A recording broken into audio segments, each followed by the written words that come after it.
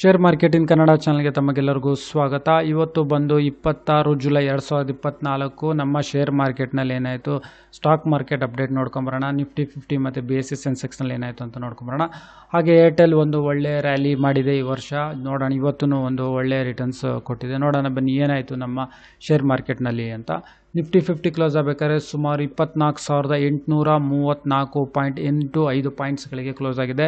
ಇವತ್ತು ಒಂದೇ ದಿವಸದಲ್ಲಿ ಒಂದು ರೆಕಾರ್ಡ್ ಹೈ ಅಂತ ಹೇಳ್ಬೋದು, ಒಂದು ಹೊಸ ದಾಖಲೆ ಅಂತ ಹೇಳ್ಬೋದು.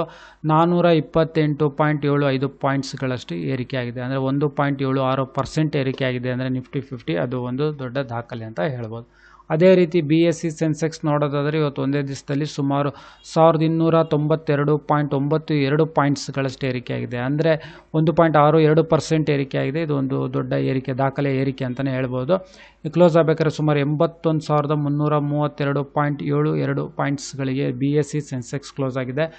ಫ್ಯೂಚರ್ ಆ್ಯಂಡ್ ಆಪ್ಷನ್ಸ್ನಲ್ಲಿ ಪುಟ್ಟನ್ನು ಯಾರ ತೊಗೊಂಡಿದ್ರೆ ಇವತ್ತು ಒಂದು ದುಬಾರಿಯಾದ ಒಂದು ಏನು ಹೇಳ್ಬೋದು ಅಂತ ಹೇಳಿದ್ರೆ ಲಾಸ್ ಆಗಿದೆ ಅಂತಲೇ ಹೇಳ್ಬೋದು. ಅದೇ ರೀತಿ ನಿಫ್ಟಿ 50ನಲ್ಲಿ ಯಾವೆಲ್ಲ ಕಂಪ್ನಿಗಳ ಶೇರ್ಸ್ಗಳಲ್ಲಿ ಏರಿಕೆ ಆಗಿದೆ ಅಂತ ನಾವು ನೋಡೋದಾದರೆ, ಅತಿ ದೊಡ್ಡ ಶೇರ್ಸ್ಗಳಲ್ಲಿ ಅತಿ ದೊಡ್ಡ ಏರಿಕೆ ಅಂದರೆ ಇವತ್ತು Q1 ರಿಸಲ್ಟ್ಸ್ ಬಂತು. ಹಾಗಾಗಿ ಶ್ರೀರಾಮ್ ಫಿನಾನ್ಸ್ ಲಿಮಿಟೆಡ್ ನೋಡೋದಾದರೆ ಅತಿ ಹೆಚ್ಚು ಲಾಭ ಮಾಡಿದೆ, 9.18% ಒಂದೇ ದಿವಸದಲ್ಲಿ.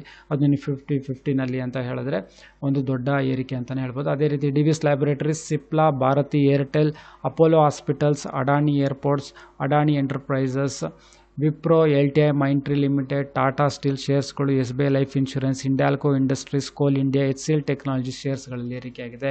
ಹಾಗೆ JSW steel, HDFC life, Infosys, sun pharma, Mahindra and Mahindra, Titan, Tata motors ಶೇರ್ಸ್ಗಳಲ್ಲಿ ಏರಿಕೆಯಾಗಿದೆ. ಹಾಗೆ ITC, Bajaj auto, Eicher motors, Kotak bank ಶೇರ್ಸ್ಗಳಲ್ಲಿ ಇವತ್ತು ಏರಿಕೆ ಆಗಿದೆ. ಅಂದರೆ ಎಲ್ಲ ಹೆಚ್ಚು ಕಡಿಮೆ ಎಲ್ಲ ಕಂಪ್ನಿಗಳ ಶೇರ್ಸ್ಗಳಲ್ಲಿ ಇವತ್ತು ಏರಿಕೆ ಆಗಿದೆ ಅಂತಲೇ ಹೇಳ್ಬೋದು ಅತಿ ಹೆಚ್ಚು.